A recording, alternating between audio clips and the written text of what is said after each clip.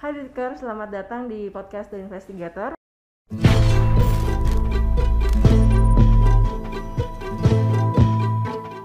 Hai Diker, selamat datang di podcast The Investigator. Baik lagi sama gue Melisa dan kali ini kita ditemenin sama Fajar.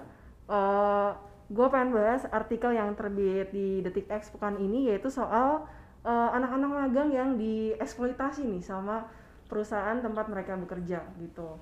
Dan sebelum kita mulai diskusi, gue pengen tanya dulu sama Fajar. Mungkin Jar, lo punya nggak sih pengalaman magang mungkin waktu lo lagi kuliah atau pas sekolah ya, SMA mungkin pernah nggak? Pernah. Zaman kuliah sih Mel, zaman kuliah sekitar tahun 2013 lah ya. Waktu itu gue magang di salah satu kantor media di Kelapa Gading. Tapi media lokal gitu lah, media kawasan. Ya memang nggak dibayar sih. Oh, nggak dibayar? Nggak dibayar. Okay. Cuma waktu itu gue bukan status gue memang sebagai pelajar dan tidak bekerja di situ. Gue hanya melakukan riset aja, melakukan pendalaman materi terhadap penelitian gue aja gitu aja sih. Nggak diberikan tanggung jawab full seperti karyawan di perusahaan itu kan berarti? Nggak ada.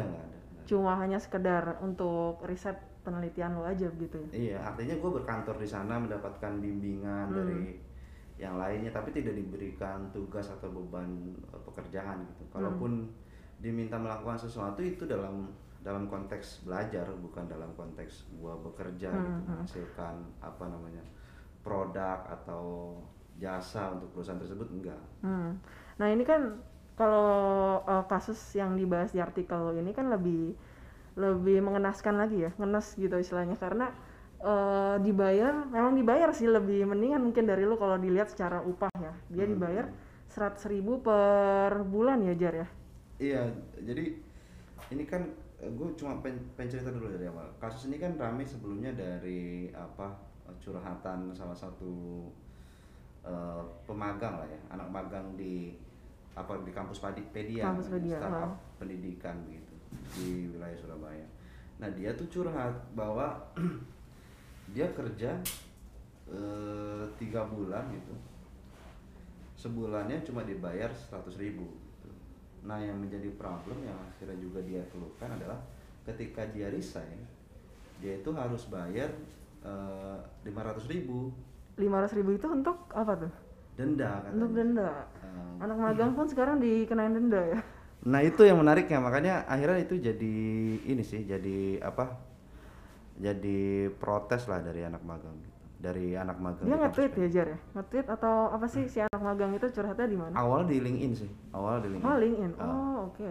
Awal di LinkedIn, terus akhirnya di Twitter tuh kayak ada akun yang memang memerhatikan nasib-nasib anak magang gitu loh. Iya betul. Dan itu akhirnya ramai dibicarakan kayak gitu sih.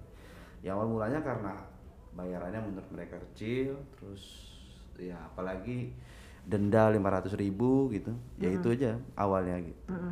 Sebenarnya nominalnya dibilang kecil, tapi kan ini yang jadi highlight karena job desk yang diberikan ke si anak ini kan, yang maksudnya bebannya udah sama seperti karyawan biasa atau gimana sih ceritanya? Kayaknya mereka dikasih target gitu ya Jar ya, untuk dapetin peserta untuk ikutan online kelas mungkin. Iya, jadi gini, awalnya kan memang curhatan mereka soal uang sakuannya. Tapi setelah kita dalami gitu, kita ngobrol sama si pemagang ini, ya mereka merasa bahwa kerja mereka juga bukan kerja sebagai seorang internship kan gitu. Jadi akhirnya mereka mengeluh, misalnya ada salah satu contoh, mereka harus bekerja sampai jam 2 pagi, bahkan ikut meeting sampai jam 2 pagi.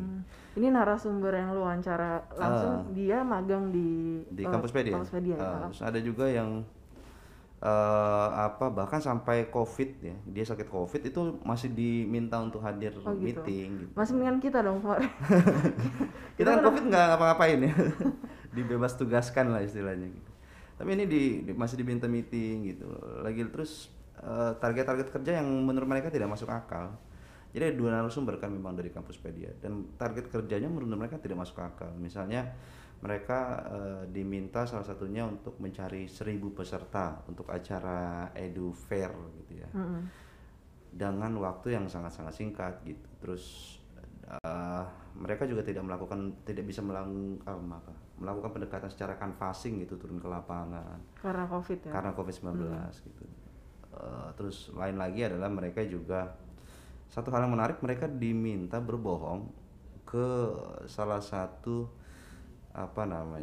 kompetitor lah dari Kampuspedia gitu, mengaku sebagai mahasiswa gitu.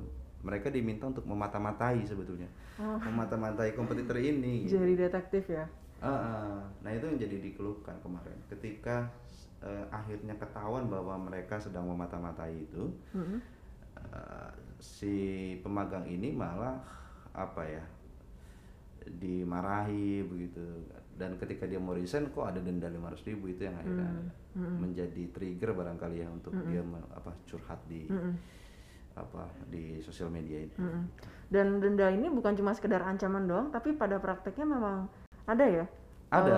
Ex anak magang gitu yang mungkin keluar di tengah jalan dan dia harus bayar gitu. Ada, gue lupa berapa ya, tapi setahu gue ada belasan orang yang bayar dan uangnya sudah dikembalikan sih. Beberapa sudah dikembalikan setelah kemarin ada sidak dari Kemenaker ya, yang datang ke kantornya di Surabaya. Kayak gitu sih. Udah didatengin langsung, tapi kayaknya cuma sekedar kunjungan biasa ya Jar, karena gue lihat kayaknya nggak ada tindakan apa-apa gitu dari mereka. Iya sih, cuma gini sih Mel, gue bukan mau meng-highlight Kampuspedia aja gitu, tapi artinya praktek dalam tanda kutip eksploitasi terhadap anak magang ini terjadi rasa-rasanya bukan hanya di Kampuspedia gitu, tapi banyak. Seperti kita punya misalnya narasumber lain yang kerja di salah satu big company gitu, dari perusahaan teknologi yang merasa juga dieksploitasi gitu. Meskipun dia dibayar gitu, tapi kadang-kadang menurut dia adalah kerjaannya ini di luar batas sebagai seorang, status gue sebagai pelajar loh gitu. Nah itu yang tadi pertanyaan lu, balik lagi pertanyaan lu. Kementerian Ketenagakerjaan kan sudah datang ke kantornya Kampuspedia di Surabaya itu. Nah memang direktur pemagangan ini tidak ada sanksi yang diberikan ke Kampuspedia.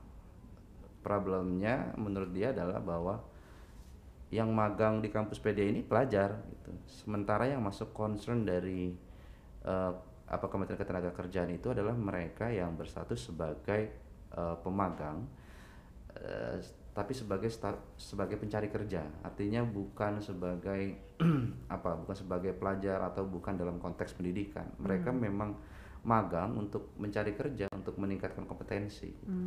Kayak gitu sih. Jadi itu menurut Ali Hafsah itu tidak masuk concernnya mereka gitu. Sehingga ya memang tidak diberikan sanksi. Karena kalau di Indonesia penyebutan istilah untuk anak magang itu cuma satu ya, anak magang doang. Tapi kalau kita lihat di kosakata bahasa Inggris kan ada dua yang lo tulis di artikel lo, ada internship itu yang ditujukan untuk anak-anak magang yang dalam konteks pelajar. Satu lagi ada apprenticeship, itu baru orang-orang pekerja yang mau ningkatin skill dengan cara magang gitu ya, mungkin di perusahaan. Jadi kemarin gue memang sempat wawancara beberapa pengajar ya di kampus gitu, termasuk dosen UI IDEWA, lalu ada dosen UGM Bu Nabila gitu, menyampaikan bahwa kita ini kekurangan padanan kata gitu. Kita nggak punya padanan kata yang tepat untuk bicara soal pemagangan. Kayak tadi lu bilang bahwa di dalam kosakata bahasa Inggris misalnya ada dua kata yang memiliki makna berbeda untuk magang gitu. Ada yang internship, ada yang apprenticeship. Nah ini kalau internship adalah mereka yang memang magang tapi berstatus pelajar. Kalau apprenticeship adalah mereka yang magang tapi dalam status pencari kerja atau ingin meningkatkan kompetensi keahliannya mereka. Itu yang di dalam apprenticeship ini yang masuk dalam concernnya si Kementerian Ketenagakerjaan melalui Permenaker nomor 6 tahun 2020 itu. Gitu sih, Man. Jadi maksudnya karena tidak ada regulasi yang mengatur internship ini, jadi perusahaan atau kantor-kantor yang memperkerjakan anak magang jadi semena-mena gitu. Iya, jadi eh karena adanya kekosongan hukum ya, lagi-lagi bukan menurut gua, tapi menurut dosen UI atau IDEWA tadi adalah gara-gara ada karena kekosongan hukum ini, justru ini justru malah menjadi celah eksploitasi bagi perusahaan gitu, karena nggak diatur gitu, hak-haknya tidak diatur. Jadi kan kita punya punya dua aturan ya soal permagangan, yaitu adalah eh, Permenaker nomor 6 tahun 2020 dan Undang-Undang nomor 13 tahun 2003. Dua-duanya ini sama-sama tidak memerinci istilahnya pemagang seperti apa atau kriteria pemagang yang bagaimana yang yang bisa atau menerima hak-haknya itu. Kayak gitu. Dan itu tidak dirinci gitu. Sementara makna dari pemagangan sendiri aja sudah berbeda. Ada yang tadi gue bilang Betul. ada yang memang statusnya sebagai pekerja yang sedang ingin meningkatkan kompetensi, Betul. ada yang sebagai pelajar gitu. Dan itu tidak mendapatkan perhatian secara detail dari pemerintah dalam hal ini ya, Kementerian Ketenagakerjaan dan Kemendikbud, Dikti. Iya. Dan menurut gue sih regulasi, kalaupun seandainya nanti ya akan dibikin regulasi untuk mengatur orang-orang yang internship ini, nggak cuma soal hak upah yang dia dapetin doang, tapi menurut gue juga soal job desk atau kewajiban kerjanya, karena gue lihat di luar sana banyak banget anak magang, terutama mungkin yang masih sekolah kali ya, yang SMK gitu. Misalkan dia magangnya SMK jurusan akuntansi atau otomotif, tapi begitu masuk dunia kerja yang dikerjain malah hal-hal sepele kayak fotokopi. Iya, Dulu pun gue juga pernah waktu SMK gue magang, gue malah disuruh nyiapin teh dan kopi buat tamu yang datang, kan gak lucu banget gitu.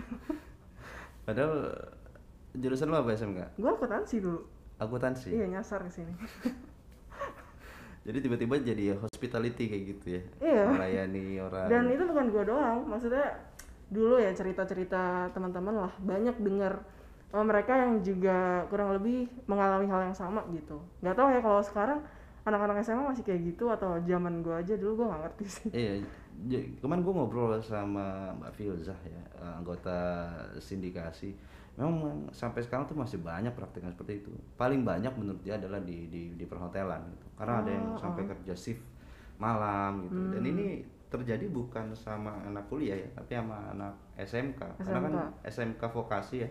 Itu kan ada ini ya, program PKL namanya, program kerja lapangan. Mereka mesti ikut magang di perusahaan. Iya, betul, pabrik misalkan. Iya, di pabrik gitu. Dan itu justru malah dimanfaatkan sama perusahaan-perusahaan gitu. Dia sama perusahaan untuk istilahnya mendapatkan tenaga kerja murah lah gitu. Dan murah atau tidak dibayar. bahkan tidak dibayar gitu. Padahal kalau menurut Dirjen Vokasi di Kemendikbud, kita ini sudah punya aturan soal perlindungan hak bagi pemagang atau peserta PKL, yaitu Permen nomor 50 di Kemendikbud ya, Permendikbud nomor 50 tahun 2020 yang melindungi hak dari pekerja atau peserta PKL tadi. Yang menjadi problem adalah kalimat yang digunakan ini tidak jelas. Jadi misalnya salah satu pemberian haknya adalah kan pemberian uang saku, tapi itu tidak dikatakan wajib gitu.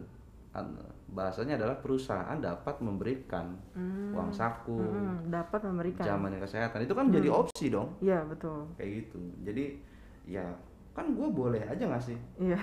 Tapi kalau berarti kalau gue boleh ya boleh aja gitu. Betul.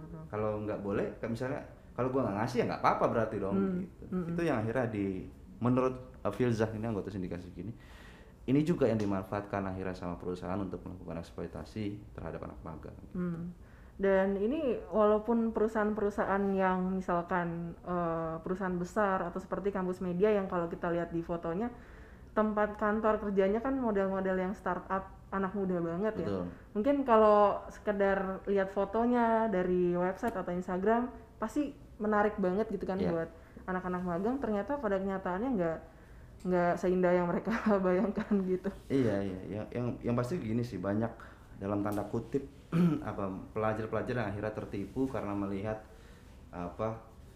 eh, perusahaan itu memiliki apa istilahnya, gaya hidup ataupun gaya desain interior yang menarik begitu. Kantor-kantor SCBD misalkan. Iya kan, mbak SCBD. Banyak-banyak kan TikTok yang pamer magang di SCBD belum tentu Dia dibayar juga. Belum tentu dibayar juga. Belum tentu dia merasa bahwa itu baik juga buat ilmunya dia nantinya. Nah iya betul. Itu sih sebetulnya. Cuma yang kemarin kita awal menjadi concern mengapa magang ini akhirnya kita angkat menjadi isu utama di pekan ini adalah kita melihat bahwa Mas Menteri ya, Mas Nadiem Makarim kan mendorong tahun 2020 beliau mendorong untuk anak-anak kuliah gitu ya, anak sekolah untuk melakukan magang gitu, di luar gitu, supaya nantinya mereka siap ketika industri sudah membutuhkan gitu, mereka sudah siap dan bisa langsung bersaing di dunia industri itu gitu. Cuma yang menjadi problem adalah ketika itu didorong gitu, tapi hukum dan aturannya belum siap gitu. Hak-hak yang perlu didapatkan oleh si pemagang ini itu belum siap gitu. Jadi kita masih menganggap ya pemagang dalam arti mereka ikut magang ya mereka belajar, konteksnya belajar gitu. Tapi justru diksi belajar itu yang yang seolah-olah perusahaan akhirnya bersembunyi di balik diksi belajar untuk mengeksploitasi si pemagang ini gitu. Itu yang akhirnya membuat kita kayaknya perlu kita dorong ini gitu. Kayaknya pemerintah perlu paham deh gitu. Jangan-jangan pemerintah gagal paham nih soal perbedaan antara magang yang memang pelajar gitu sama magang yang pekerja tadi. Jangan-jangan mereka nggak ngerti gitu mungkin bedanya apa. Iya gitu. Soalnya pas gua tanya misalnya ke Dirjen Dikti ya, ke Pak Nizam namanya, Dirjen Dikti Kemendikbud, Pak ini Kementerian Ketenagakerjaan membedakan loh gitu. Terus dia jawab, sepamahan saya itu apprenticeship dan internship tidak dibedakan dalam aturan ini gitu. Jadi jawabannya beda dong berarti.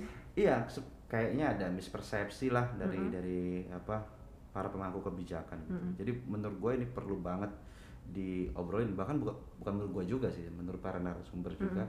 Ya ini perlu banget diobrolin antara Kementerian Ketenagakerjaan dan Kementerian Kebudayaan untuk ya ini supaya harus diselesaikan, lalu hak-hak pemagang juga bisa didapatkan gitu. Betul, apalagi yang gue rasain sendiri ya waktu gue kuliah dan magang itu benefitnya gede banget kan. Kalau tidak ada program magang itu gue nggak kerja di sini mungkin. Karena dulu gue magangnya di Detikcom juga kan, akhirnya setelah 3 bulan mau pengerjaan skripsi kan ditawarin untuk kesempatan bekerja di sini, ya kenapa enggak. Dan pasti banyak lah teman-teman di luar sana yang juga dari anak magang totalnya jadi kerja beneran gitu. Kan benefitnya gede banget gitu. Iya, benefitnya bagus, maksudnya program itu bagus kan. Kalau dilaksanakan dengan baik. Kalau dilaksanakan dengan baik gitu. Kalau aturannya juga diberlakukan dengan baik gitu. Tapi kalau pendapat lu sendiri, sebenarnya anak magang itu emang perlu dikasih upah atau enggak sih?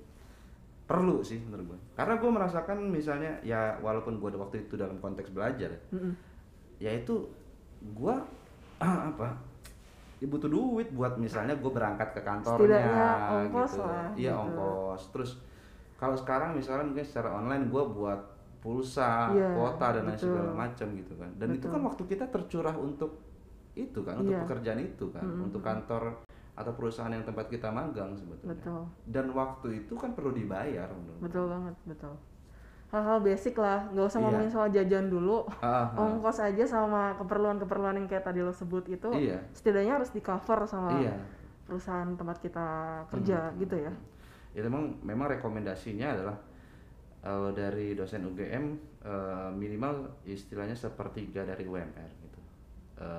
Jadi mungkin kalau di Jakarta tuh sekitar 1 juta sampai 1.500.000 lah ya. Tapi ada juga rekomendasi yang menyebut bahwa kalau memang mereka bekerjanya full time gitu, disamakan jam kerjanya dengan karyawan gitu, 9 sampai 5 gitu, ya itu perlu dibayar UMR, perlu dibayar sesuai UMR gitu, karena mereka udah mencurahkan tenaganya untuk apa pekerjaan itu atau Iya, perusahaan itu. betul. Soalnya kalau kuliah pun belum tentu selama itu kan durasi belajarnya gitu. Kalau kita compare antara waktu kuliah dia dan waktu kerja pasti Iya. nggak akan sama, nggak selama kita kerja lah. Biasa kan kalau kerja 8 sampai 9 jam ya Iya. per hari gitu. Dan gue mungkin ini yang pasti gini sih apa, jangan sampai program yang bagus, formula yang sudah dirancang oleh Mas Nadiem ini justru dampaknya buruk bagi apa anak-anak muda gitu ya, khususnya mahasiswa maupun pelajar-pelajar lainnya. Karena takutnya nanti kalau mereka dieksploitasi gitu, nanti mereka pelajaran dianggap sama mereka, oh mungkin nanti kalau gue sudah bekerja gue boleh juga dong nyuruh-nyuruh anak magang gitu, mengeksploitasi anak magang, nggak bayar anak magang kalau mereka akhirnya nanti punya perusahaan kayak gitu. Atau malah jadi kapok kerja kali. Nah mungkin Karena gila gue magang aja kayak gini, apalagi gue kerja beneran gitu. Betul, kan. Betul. Jadi apa, kalau tujuannya bagus ya harus dirancang dengan bagus juga, apa aturannya juga dirancang dengan bagus gitu, pelaksanaannya juga harus dilakukan dengan bagus. Tapi sambil menunggu mungkin ya suatu saat bakal beneran digodok regulasi tentang anak-anak magang ini, lo sebagai orang yang udah pernah magang gitu, buat teman-teman yang mau magang, lagi mau cari tempat magang, mungkin gimana sih caranya supaya kita bisa milih tempat magang yang tepat gitu? Ya apa ya, ini bukan kata gue lagi-lagi sebetulnya kata dosen UGM Mbak Nabila ya sebetulnya harus dilihat adalah bagaimana nantinya pemenuhan hak-hak bagi si pemagang ini, utamanya itu. Kalau mereka merasa bahwa ternyata pemenuhan hak misalnya seperti uang saku, lalu jaminan kesehatan, jaminan sosial dan lain sebagainya itu tidak dapat dipenuhi, ya itu lebih baik jangan gitu. Yang kedua adalah benefit apa yang mau mereka dapatkan gitu. Apakah ini nantinya bisa memberikan benefit kepada gua gitu, misalnya kan yang diminta Nadiem kan lu keluar dari jurusan lu gitu. Kalau bisa lu magang di tempat yang memang tidak ada kaitannya sama jurusan lu gitu. Terus benefit apa yang lu mau dapatkan gitu. Di situ yang perlu diukur gitu kan. Perlindungan seperti apa, lalu pengawasannya seperti apa. Ada nggak mentoring di sana gitu. Dan itu perlu diperhatikan juga, perlu ditanya dulu ke HRD-nya ketika apa wawancara untuk magang itu. Karena kalau tidak begitu ya percuma aja gue magang, jangan-jangan nanti kayak lu Mel, lu jurusan akuntansi gitu, tiba-tiba disuruh bikin kopi kan. Gue jadi barista gitu tiba-tiba. Mending barista ada ilmunya. Iya kan? Ya kan kalau cuma ngadu kopi doang itu mah semua juga iya. bisa. Gitu kan. Gitu, itu yang perlu ditanyain sih. Jadi perlu hati-hati juga gitu. Kalau menurut gue sih gampangnya, lu sekarang kan kita bisa cari informasi dari sosmed ya kan. Betul. Lu tinggal cari informasi di sana, atau mungkin lu tanya aja sama orang-orang yang udah pernah magang di situ, lebih informasinya lebih akurat lagi sih. Iya betul. Ya setidaknya kita bisa tahu lah ya bagaimana pressure di sana kalau kita nanya sama orang yang udah magang di sana. Iya betul. Oke. Nah kalau soal permagangan ini udah terbit ya Jar ya? Kemarin hari Senin. Kemarin sudah terbit, tapi hari ini juga akan terbit lagi. Hari ini ada lagi ya. Kalau mau dibaca informasinya lebih lengkap, kita ada beberapa informasi wawancara narasumber dengan anak-anak yang magang di kampus media ya, dan juga di perusahaan lain yang ternyata lebih baik gitu kondisinya. Bisa dibaca langsung di website kita di x.detik.com. Oke, kalau gitu udah cukup ya Jar ya? Ada yang mau tambahin lagi mungkin? Udah sih kayaknya. Itu aja ya? Nggak ada tips-tips lagi gitu buat anak magang? Nggak ada. Oke, kalau gitu gue sama Fajar pamit undur diri dulu. Kita ketemu lagi di episode podcast selanjutnya. Terima kasih.